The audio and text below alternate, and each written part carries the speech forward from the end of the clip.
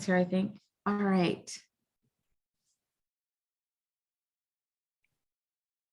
All right, well, hello. I wanted to say welcome to our first Sierra Forum of the year. I'm Anita Singa. I'm Senior Director of Advancement Communications. My pronouns are she, her.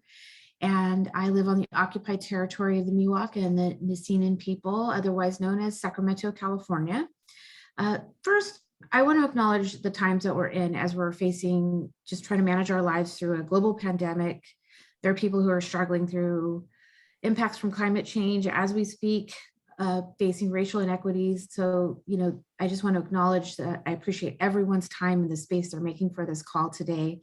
But I also hope that we can share a lot of exciting updates that will uplift you and give you some hope for the work we're doing at Sierra Club as well.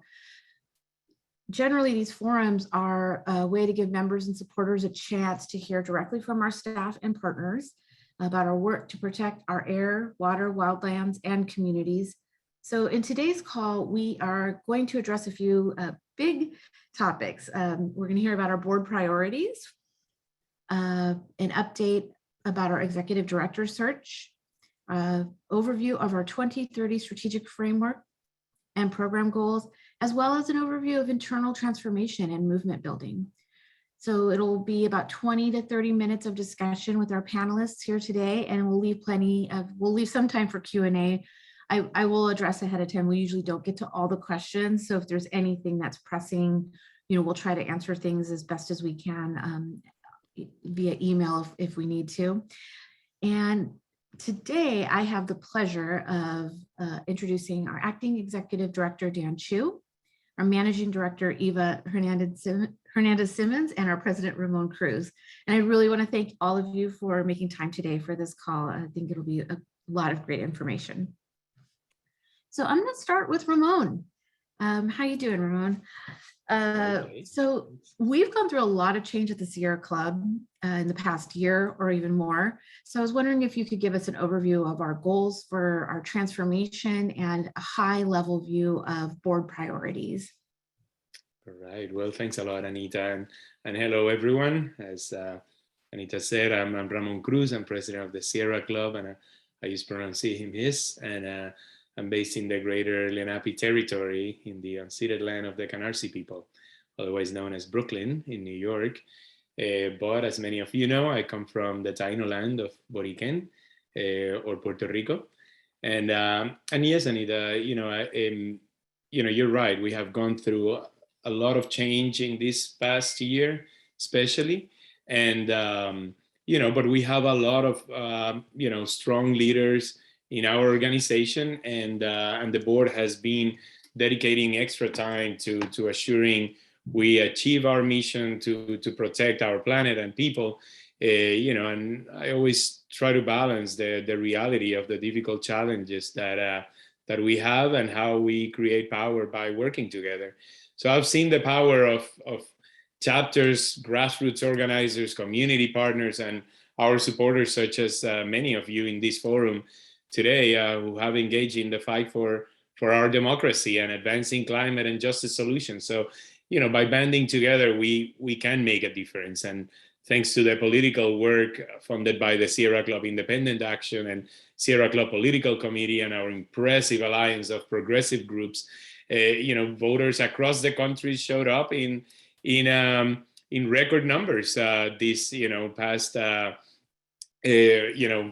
past year and help elect Joe Biden. So we have been busy ensuring that he stays true to his campaign promises, which were ambitious, the most ambitious one of any candidate. And I can talk later more about it. But the point is, we can't forget that our power comes from working together.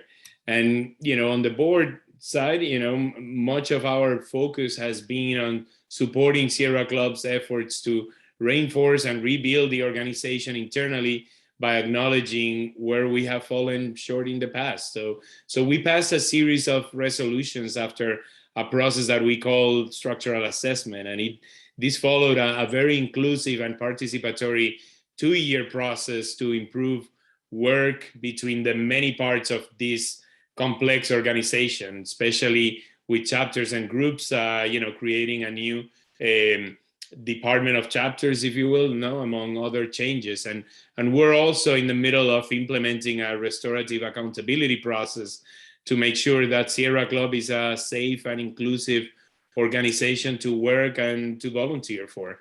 So this has been a tireless work that that takes deep engagement and connection with our staff and volunteers. So these are two of the several changes that we have done in addition to all the usual responsibilities of the board, like approving the budget and overseeing the executive director.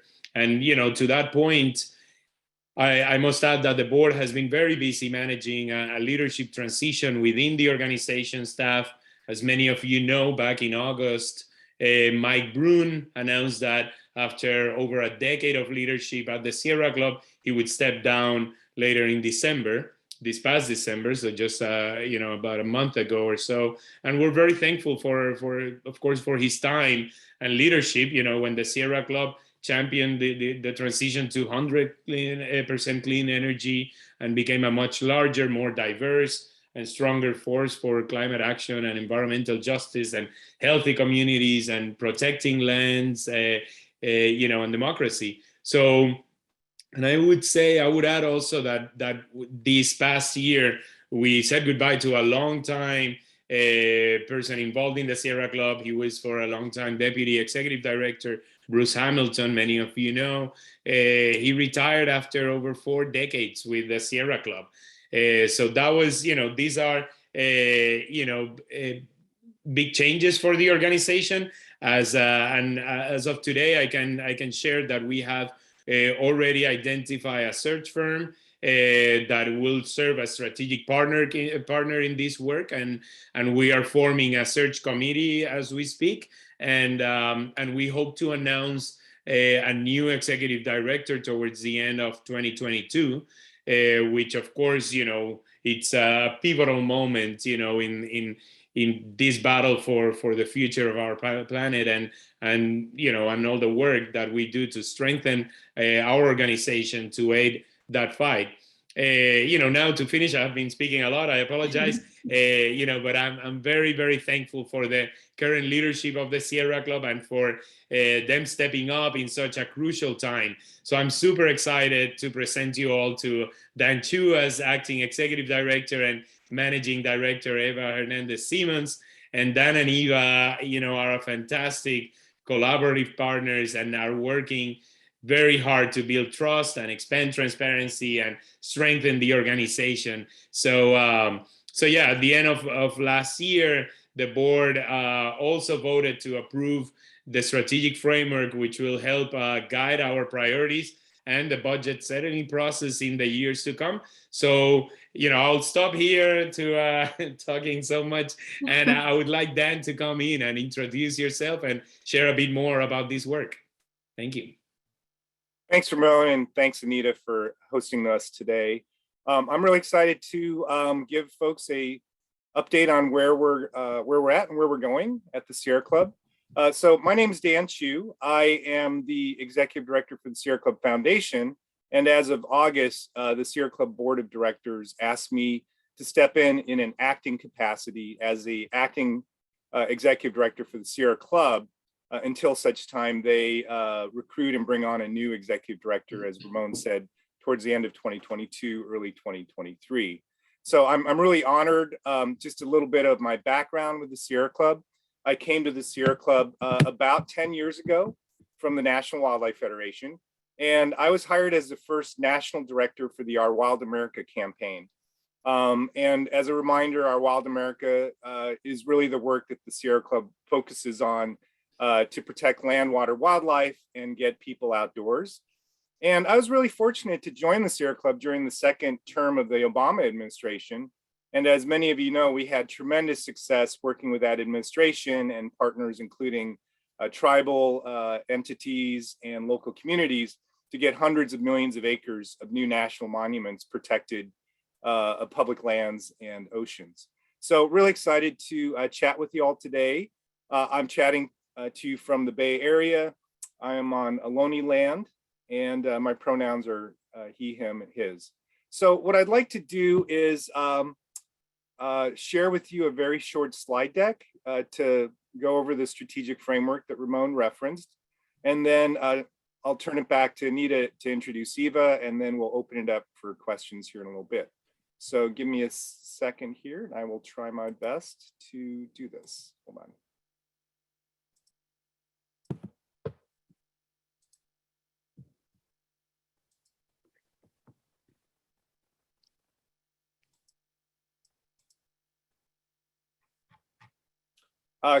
Can everybody see that? Just give me a thumbs up. Great. So the Sierra Club board in late December finalized about a 2-year process as well to create a 2030 strategic framework for the Sierra Club around this whole notion that we can be powerful together, and we must be powerful together to advance our mission. A reminder, the Sierra Club's had a long time mission, and I thought I would share that with you all again so we can really be clear about why the Sierra Club exists. We're here to make sure that everyone can explore, enjoy, and protect the wild places of the earth, to practice and promote responsible use of the Earth's ecosystem and resources, and be a very inclusive organization so that we can educate and enlist humanity to protect and restore the quality of the natural and human environment. So based on this mission, we set out to say, well, what do we want to accomplish by 2030? And create a frame for those priorities, knowing that individual chapters, groups, and programs within national could take that frame and develop much more specific 3-year plans and goals and outcomes. So what I want to do is share with you a very, I think, simple graphic that represents the strategic framework. And you'll see on this graphic that it represents the Sierra Club as a robust tree. And the roots of that tree are embodied by the staff, the volunteers, our millions of members, and the communities that we all are part of as the roots of that tree. The roots of that tree are supported by a strong foundation of core values that guide how we all show up as staff and volunteers in the Sierra Club. And those core values are anti-racism, balance, collaboration, transformation, and justice. And as I said, the roots of the tree and those core values ensure that we are on point to advance the mission of the Sierra Club, which I just read to you. But to do that, we have to be powerful together. And in a very short summary, what I would say in my mind, powerful together means that we are working in ways that we share power. Powerful together means that it's power with, not power over. And to be frank with you, that is a significant transformative effort within the Sierra Club for staff and volunteers to feel that truly they are sharing power and having power with, or if it's national and chapters, that we're in a collaborative power with frame. And we're not trying to figure out who has more power over one entity or the other. And the reason is that to be powerful together and powerful with, we have to do that to have the kind of power we need to overcome entities like ExxonMobil or many of those other exploitative entities that are out there destroying the environment and our communities. And this very strong, robust trunk really supports 4 main areas of work. And I would invite all of you to look at an executive summary of the strategic framework as well, which we'll be posting. And those 4 areas of work are, 1, the fundamental, I guess you could say, purpose for how the Sierra Club got established over 130 years ago was to get people outdoors in nature from all walks of life, to enjoy nature, but also to use that as a powerful tool to engage people in protecting nature. So that's the Outdoors for All branch. The second traditional branch is really focusing on permanently protecting our lands, our water, our wildlife, and really exciting progress on that. The Biden administration just passed an executive order earlier in the year called America the Beautiful, which sets a target to permanently protect 30% of all of our ecosystems by 2030. And that is a primary goal for the Sierra Club's work in land, water, wildlife as well. And then I would also say within that in my experience as our Wild America leader, we made tremendous progress when we allied, for instance, with our tribal partners to get 1 million acres established in the Bears Ears Monument in Utah, or local groups who did outings to get the San Gabriel Mountains established as a monument. So our work on land, water, and wildlife is closely tied to our effectiveness to show up and engage with communities from all walks of life in a frame of justice. The third branch is around acting for justice.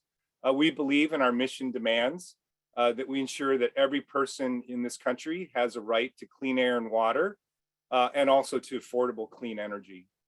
And then addressing the climate crisis, the Sierra Club in particular is focused on transforming our entire energy system in this country through making sure that there is no more expansion of oil and gas facilities and the petrochemical industry in the country, to make sure that we can get to 100% decarbonization of our electric grid by 2035.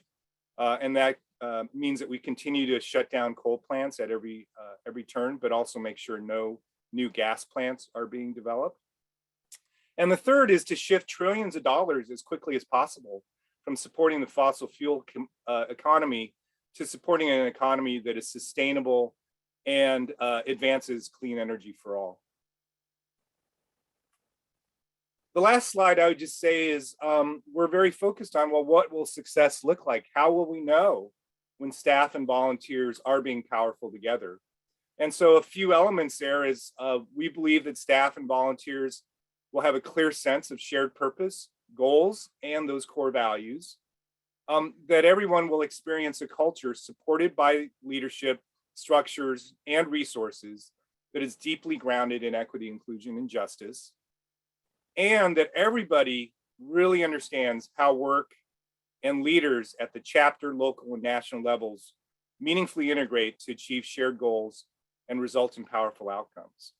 So I'm really excited for the work ahead. Already we're getting a lot of positive feedback from many of our volunteers to have this sense of shared purpose and desire to have collective power. So with that, I will turn it back to Anita and stop sharing the screen.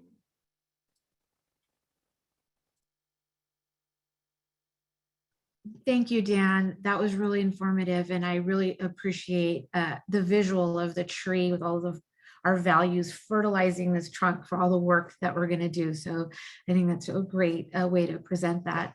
I would love to introduce Eva Hernandez Simmons, who I'm thrilled has taken on the role of managing director at the Sierra Club. You've been an enormous mentor to many of us and a leader within the organization. So really appreciate your work. I'm really curious if you can share, some of the goals from the strategic framework that cover our values and how that's going to shape our transformation as you step into a new role for yourself here.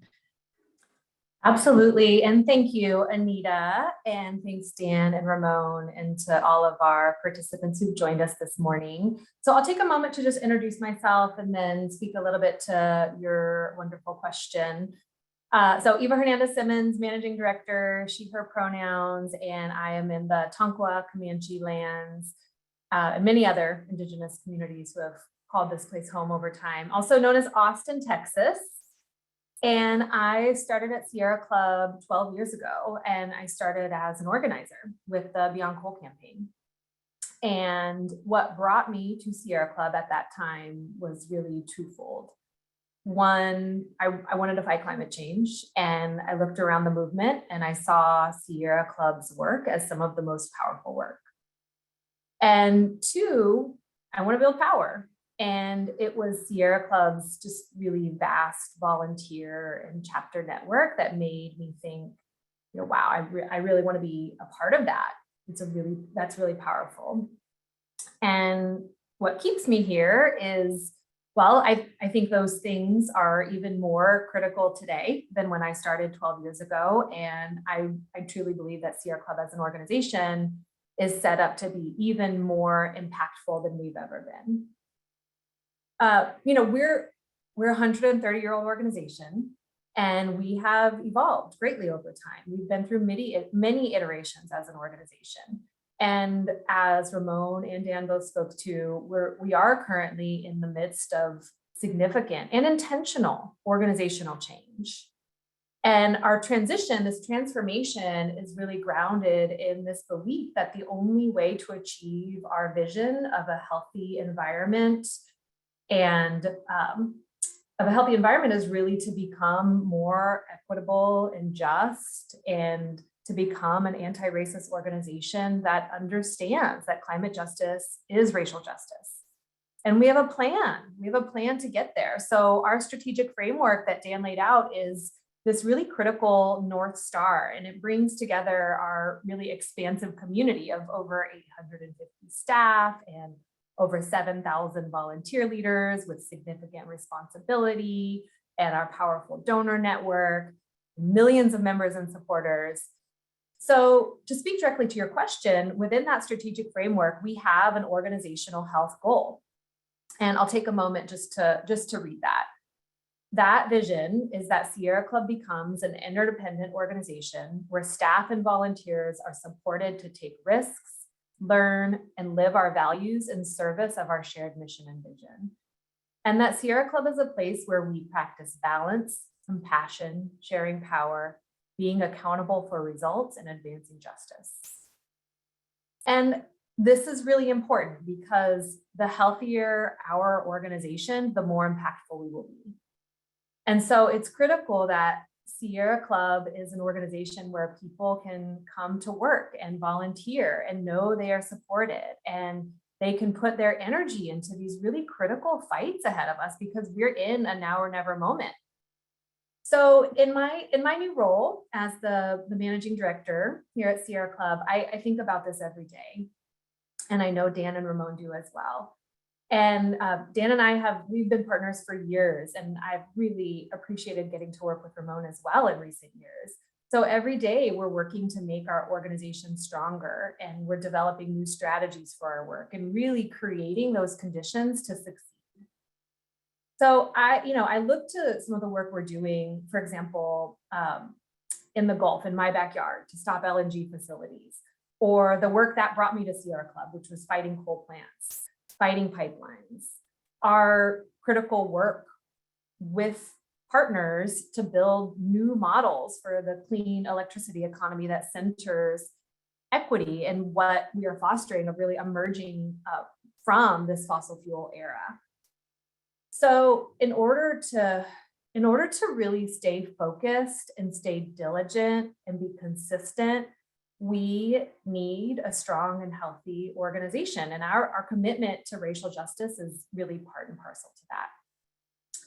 So to speak to our values, like any organization, our mission and our values are foundational, and they inform and direct everything that we do.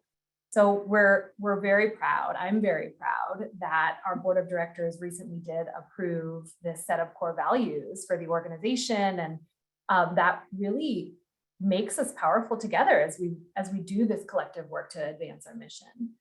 So our core values, just to speak to those briefly, and Dan referenced those in the soil, is really that foundation of everything we do.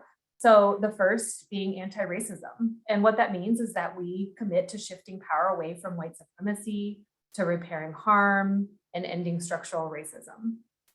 To balance, knowing that our effectiveness comes from committing to care for ourselves and for others and for our communities. The third is collaboration. So we believe in just relationships that support our collective work, and really building that collaborative tissue is how we get there. Justice, we're accountable. We're accountable for our actions, our work, how we show up with trust and respect. And the last one is transformation.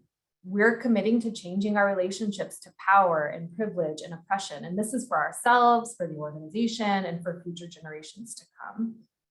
And as a reminder, and I'll pass it back to you, Anita. So, as we're building our organization and this foundation, and building on this foundation, the funding that we need to build out that core transformational work here, it does take that continued partnership from our donors, and C4 dollars in particular around this work go such a long way.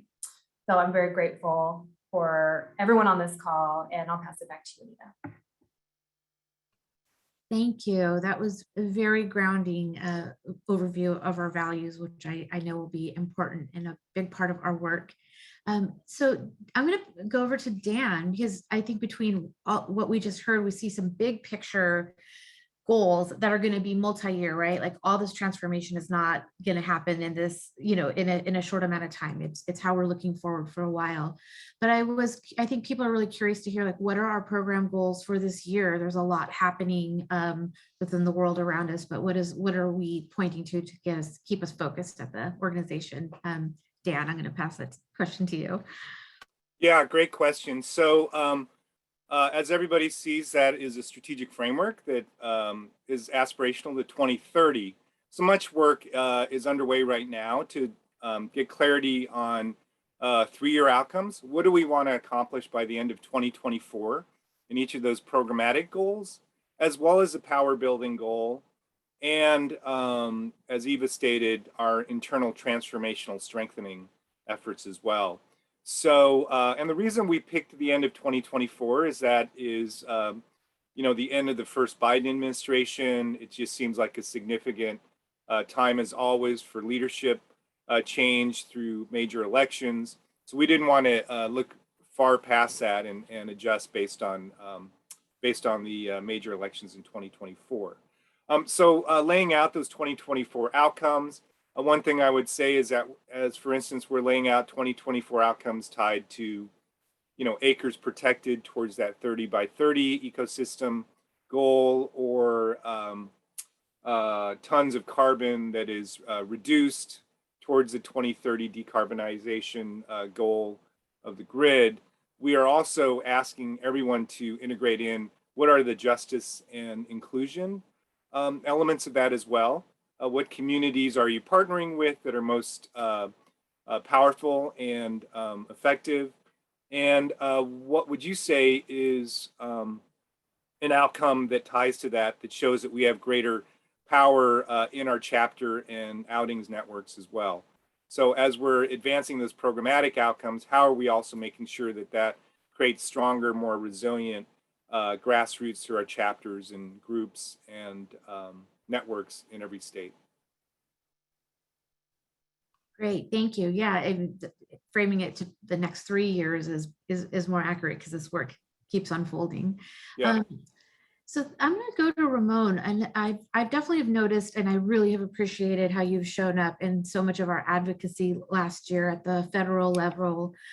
You've had the rare opportunity to join safe rallies in DC and be a spokesperson for our organizations. I really want to appreciate your work. And one of the questions that we're getting a lot about is, what can we do to protect our democracy, voting rights, passing Build Back Better, or some sort of climate action? These are big concerns for most of our supporters and donors, and maybe share a little bit of some of the outlook and plans that we have for the coming year. Mm-hmm. Certainly, thanks a lot for that question, Anita. And yeah, certainly has been a privilege to represent the Sierra Club, in many of these forums, marches, meetings and press conference. And yeah, I mean, first off, I want to share my deep appreciation. When I'm doing all this, there has been a relentless energy, coming out of our federal policy team, and also the grassroots organizers that have made, possible the Sierra Club to be, at the forefront of all this.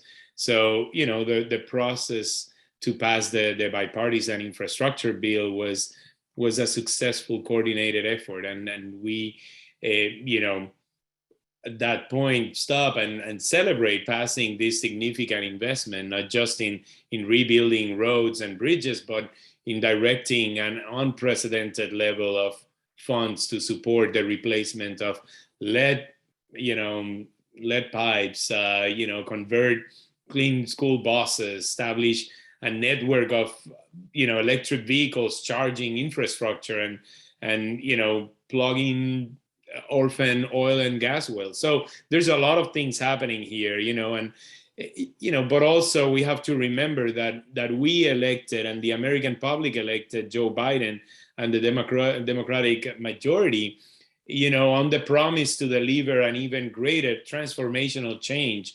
And so we must continue pressing Congress to pass a broader package of unprecedented investment to tackle the climate crisis. So, this is our moment, and, the stars are aligned right now. We don't know for how long, more. And so this is our last best chance. So unfortunately, we have faced and we are continue to face obstacles and frustration. The Senate failed to pass, critically needed democracy reforms to protect voting rights, and the Build Back Better legislation, has moved to the slow lane, right now, awaiting a negotiated deal that can garner the 50 Democratic votes that we need to take, to pass this package through the budget reconciliation process. Especially this is very difficult in the face of a unified Republican opposition. So, right now it is hard to imagine greater stakes, honestly. We're in a moment where more people are willing to engage in the fight for climate and democracy advocacy than ever before. And this is a key moment to train, to organize, to mobilize our supporters in service of federal legislation and a bold executive action ahead of the 2022 midterm elections. So, Sierra Club's effort to mobilize our grassroots for these fights are critically important in the short term to get these wins across the finish line in 2022, as well as in our long-term power building efforts for years to come. So this spring, we're taking these actions in the street and this advocacy in DC with one clear message to President Biden and to Congress that, it is your deadline to deliver for our climate and our communities, and to be really transformational for our countries and for our economy and for the world, for that matter. We need the Build Back Better. So hope everyone remains with the eyes on the prize and to push forward with your elected officials, because they need to continue hearing from you. So I'll stop there, but thanks a lot for this. Thank you, Ramon. There will be a lot more updates and action alerts coming from Sierra Club as we mobilize in the next few months. So keep an eye out. I definitely will be sharing it as well in the emails that I send. I wanted to make sure that folks listening to the call, if you wanted to pop in any questions that you haven't heard addressed, we've gone through a lot of information about the big structural changes within our organization, but definitely please go ahead and pop your questions in to the Q&A. But before we go to that question, I wanted to hear, I have one more question for Eva, and then we'll see what comes up from our audience here, from all of you supporters and donors, so thank you. We've talked a lot about power building, and it is an interesting time to talk about how we can work together to create power. So can you tell me what does that really mean at an organization like the Sierra Club? Yeah, so we know that the scale of our solutions have to match the scale of our problems. And one thing about Sierra Club is that we've been unwavering in our 130-year history in our commitment to the grassroots and the power that our network of volunteer leaders and members and donors and supporters really bring to our organization. So to be a national organization with 63 chapters and over 370 groups in every state and territory, thousands of outings leaders. So we have this reach in communities that's really far and wide, and also some political clout that is inspiring to me. And it really gives us a strong foundation to build on. And I think what it means at Sierra Club is we also have a critical role to play in building a more inclusive and equitable and just environmental and climate movement.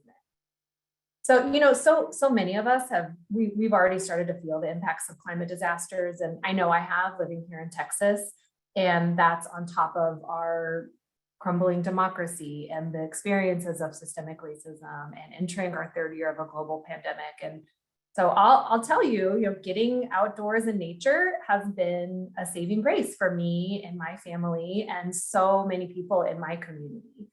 And I want people everywhere to have access to that. So Sierra Club is really this holistic package, right? So with my Sierra Club community, I can go outdoors on an outing, I can be in community, I can strengthen my own resiliency and build that capacity in myself to sustain that work that's really necessary for the fight ahead of us. So when I talk about building power, it is about building a stronger movement. It's about building this bigger we, this bigger tent. Because in order to have the kind of power that's necessary to achieve the goals that Dan talked about in the strategic framework, we have to greatly increase the number of people who are working towards this common purpose as part of this broader movement. So it means that at Sierra Club, it means that we're serious and methodical about how we build power. And in working towards this enduring and transformational change, it means we're running high functioning, effective, excellent campaigns. And we're building power with the level of discipline that's really necessary.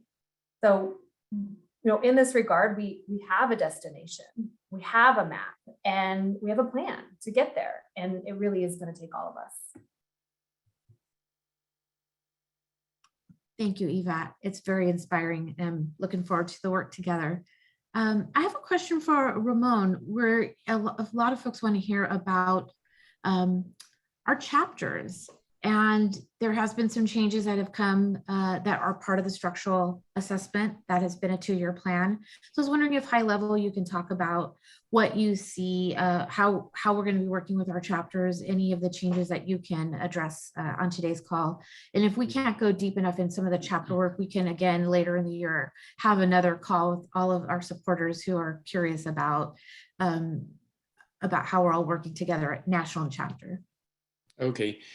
Wow. Well, yeah, I see a lot of questions about that, and I'll try to address. And I hope to make sense out of it, I will try to address as many as possible. But there was somewhere, if this is national taking over chapters and things like that. I want to say, the structural assessment came up, that process, we passed the major resolutions back in May, and there had been over 2 years of a very participatory process going to all sorts of leaders within the organization and staff and volunteers, but of course, many people, when you volunteer, there's different kinds of volunteers. There's people that spend almost like full-time job, while others may look at an email once in a while. So some people heard about it and then, came up like, well, how come I didn't hear about it before? But, again, this is a process where hundreds of people were involved. We had their major changes, and we have 64 chapters. There's a lot of chapters. Most of them work very well. Some others, a few others don't. And so we need to try to create as much uniformity as possible. So the structural assessment also, especially when in the last 10 years that we have focused so much at a national level with campaigns, but also trying to use the chapter structure and the state structures to go deeper into the local communities and states. Sometimes, again, it's difficult how to reconcile that. Think of the same way that we have with the Constitution of the US and how to use the federal government versus states, and where that line is drawn is sometimes blurry, right? But I want to say that, for example, with those things about those claims of like, well, is chapters now being forgotten or, national taking over? No, it's quite the opposite. We wanted to build up stronger, elevate the chapter issues, etc., to a sort of like departmental level within the Sierra Club. We even have now a vice president for chapters and groups and volunteers within the board. so that we take as much focus on that as we do with environmental policy in general, no? And it's very important part of our structure. I want to say that sometimes when the board has been involved in particular with, say, suspending an ExCom and then overseeing, closer, and that has happened only in a handful of chapters in the last 5 years, for example. This is an effort to try to bring that uniformity, and one of the structural assessment reforms was to have chapter directors report to a staff, to a manager, that it's a regional manager. But I want to clarify, we are not, this is only in the human resources kind of issues, not in the programmatic aspect. So the chapter ExComs and the chapters and the volunteers still dictate what, in consensus, of course, what are the priorities of the chapter? What are the lobbying efforts of the chapter? What are the hiring, and the people that they want to hire as part of the chapter staff? But again, in the overseeing on the managerial parts of it, it's there. So this is a way to also, bring some uniformity. But ultimately, what people are drawn to the Sierra Club are for the issues that we're passionate about. And this is a way of having people focus on those issues rather than on the benefits package and things like that of each staff. So I hope that clarifies a little bit, because there's definitely a lot of confusion if volunteers and chapters are now forgotten. And it is quite the opposite. It's how to make sure that chapters have uniformity, but can focus on the issues that we are passionate about and that we need to pass in every local community. Yeah. Thank you, Ramon. And it is a very complex conversation that we could probably talk for a long time about chapters. But I think, Dan, you may want to add a little bit more context as well. Yeah, and I just want to thank the board of directors also for not only passing those structural assessment recommendations, but making it a priority in the recently approved 2022 budget. So there are resources in 2022 to actually support chapter leaders to get the training and the resources they need to be able to live those core values that we talked about, to provide a truly inclusive place for new leaders to come in. Because it's not just enough to train new leaders, it's also we need to train existing leaders to really get to that place of truly having a power with dynamic.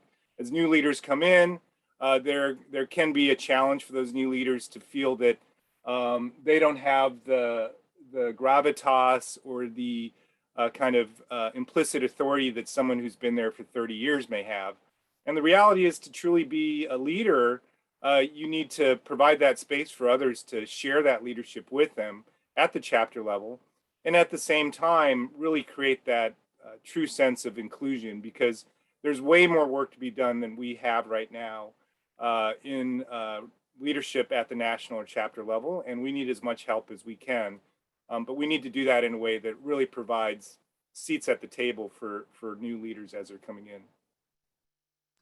Thank you. All of this is very inspiring. We've got a few questions I'm going to ask Eva, but of course, Ramon, Dan, pop in if you would like as well. But it's about how we're showing up in the movement as a partner in the environmental space, right? How we're coordinating with our progressive organizations, but also how, one of the differences I see is that we're at the intersection of environmental work and racial equity, and working with different types of partners as well. So I'd love to hear about that movement. Yeah, I'm glad we're getting those questions. So I think of that quote, if you want to go fast, go alone. If you want to go far, go together. And for Sierra Club, that means that we're doing the work of centering those who are most impacted in our work and in the solutions that we're advancing across all of our work. And one example that I can give is around our work to protect our democracy and voting rights. I think that's fresh on many of our minds. And because we know, we're seeing this, that the right to vote is being assaulted across the country. And there's no question right now that our democracy is in trouble and that we have to fight back. And Sierra Club has a critical role to play here. So if those people who care about protecting the health of our families and our planet are kept from the polls, or we have our voices drowned out by big polluter cash, then it will make it impossible to win on the issues that we care about. And it'll make it easier for our opponents to actually have their way. So that's why we have a democracy program here at Sierra Club. And as it relates to our partnership work, for over a decade, we've been working with allies like SEIU and the Leadership Conference on Civil Rights and the NAACP to not only shine a light on those that are weakening, that are trying to weaken our democracy, but also to push some major reforms in election spending and demanding ethical practices by politicians and pushing for voting rights and fighting voter suppression and supporting nominations to our courts that reflect justice and the rule of the law. So one specific example is that, and recent example is for the last year, we've been working with over 250 allies to demonstrate massive public demand for action to protect the right to vote and to safeguard our democracy. And we mobilize our members. You all turn out, you show up to these actions, you're lobbying your senators, you're making calls and taking these actions in solidarity with our allies. And when you look over a decade ago, we were maybe one of two national environmental groups that were really sitting at these tables. And now there are a dozen national environmental organizations consistently engaging on this work because it is so critical. So I'm really proud of that work to really ensure that we're centering racial justice in our work, and we're really doing everything we can to continue to strengthen our partnerships. Anita, well, you asked me if I could add something, and I think, definitely support, what Eva just said on the intersectionality of the issues, and also the the focus on racial and justice issues, democracy issues. No, but I just wanted to say, in that question of how we differentiate, and I want to stress how uniquely positioned the Sierra Club is. We are, basically the only, national grassroots organization.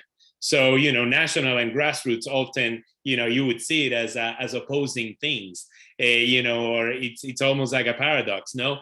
But we're actually, the fact that we can be so influential at the national level, and because of our branding, but then also be able to penetrate, thanks to a lot of the people in this call and to the chapters and groups, penetrate like really deep into the United States and society in general. It's very powerful, and so to that matter, I would say in the several coalitions that we work nationally, we are kind of like the only ones that can play that role at the local level, at the national level, and also to have the capacity to organize, but have the capacity to influence policy at the top level as well. And that's very unique, and that was very crucial for these past couple of years. And I thank Mike Brune also for that effort, where the typical national environmental organizations or traditional ones really opened the door to share the space finally with more grassroots, with environmental justice organizations. And that actually, there has been a couple of coalitions formed that has been very instrumental in these, like the Equitable and Just National Climate Platform, for example. So I'll stop there because, time is running out, but we could have another forum on just this effort. Yeah. Absolutely. There is so much to cover. Specifically, someone asked a really great question too, like a lot of the other environmental orgs are doing similar, or it sounds like they're doing similar work. I think people may position their work out there for folks that sounds the same, but I was wondering if maybe Eva or Dan, you could talk about what sets us apart and differentiates us. I know, Ramon, you mentioned some of those things, but as we're doing the work here at the Sierra Club. Yeah, I can take a shot and then Eva as well. But let's say, for instance, yes, there are a number of organizations that are aligned with us on totally decarbonizing the electric grid, for instance. And our, our contribution to that for a long time has been shutting down existing coal plants as well as stopping new ones from being formed. What differentiates us is, yes, we work on that from a legal standpoint, and we'll have, litigation partners like Earth Justice or NRDC. But what sets us apart is our commitment and our deep, deep relationships in community, where we're engaging with community leaders, including our chapter and group contacts and leaders. And as we're closing down that coal plant, also thinking about how does that create a stronger economy for that community? What is the transition plan to a clean energy economy for that community? And how are we developing a deep set of new leaders within that community that come out of the campaign, either to be elected into office or to serve in a various number of grassroots organizations, including the Sierra Club's entities.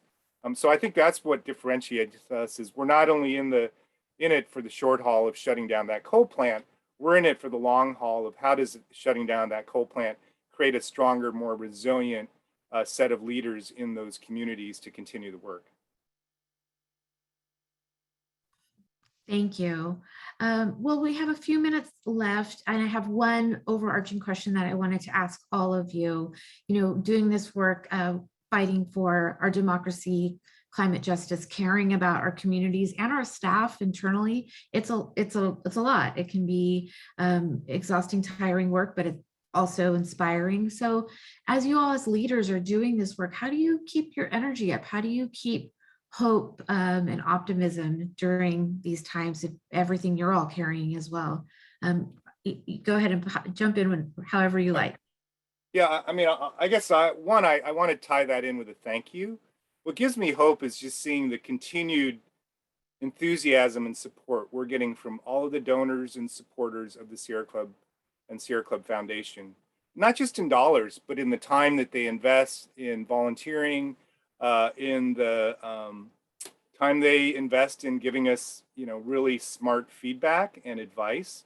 And so what gives me hope every day is just seeing how engaged our supporters and members and volunteer leaders are, and also just how resilient our staff is, given all the challenges they're facing with the pandemic and other things, where they come back every day and believe that not only can we have a better world, but we must have a better world.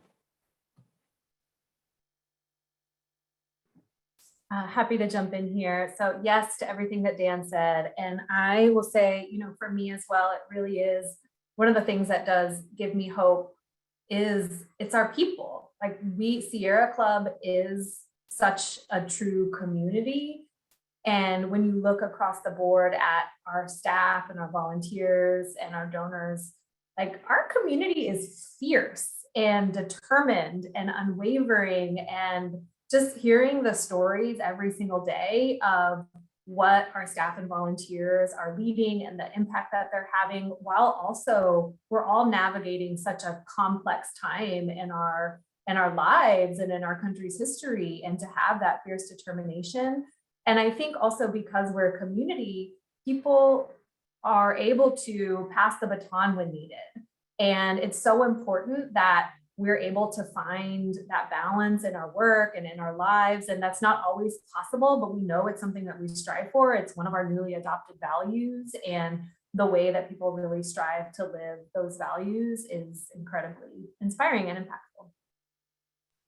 And I'll quickly add, I think Dan and Eva stole my words, but I would add the urgency of the call. We're at a moment, we're in that moment at the end of a long distance, race that we really have not have a lot of time. And, maybe with the pass the baton image of that Eva just said. You know, it's like that last stretch, you pass the baton and then you have to sprint towards the finish line. And we're in that last stretch right now. I mean, the scientific community has been very clear. We need to get this done. And so we cannot afford, you know, not to find that energy. We need that energy to get across the finish line. So that's a moment we're in right now. Absolutely. You all nailed it. Lots to be hopeful for, even though things are also tough and challenging, but I do believe that we can do it. And we've seen when we are, I know we say this phrase a lot, powerful together, we are. We all have to work together to do that, to achieve our goals. So I wanted to wrap up and really thank you all for your time, your valuable time, as you're doing so much work and leading so many of us. I really appreciate the transformation with our leadership and feel supported and feel that we're really, you know, have a good path forward in the next few years as an organization and as a partner in the movement. So I just wanted to say to all of our donors and supporters, thank you as well for your support. We'll be offering up a lot of follow-up in our emails and share some materials with you as well. And so just keep an eye out for our work that we share in our Sierra Dispatch, which you get from me every Friday. You'll see some action alerts of how you can mobilize to support our federal policy work and any of our other actions and grassroots efforts that we will be leading. Anita, Yeah, and I just wanted to say, you know, recognize that, you know, we had, you know, more than 400 people, you know, different times in this forum, and, you know, over 60, you know, questions and comments. So, you know, that hopefully we can record this and that we can get back to many of the people that have very good questions, and apologies that we couldn't cover everything in an hour, but very important. I mean, this is a sign of, you know, where we should have, you know, other forums or areas where we can answer these questions, hopefully soon. Absolutely. Thanks. We will follow up with an email with some information and try to address over the time. We'll try to address as much as we can. So with that, I'm going to wrap it up and thank you all for your time today. Thank you.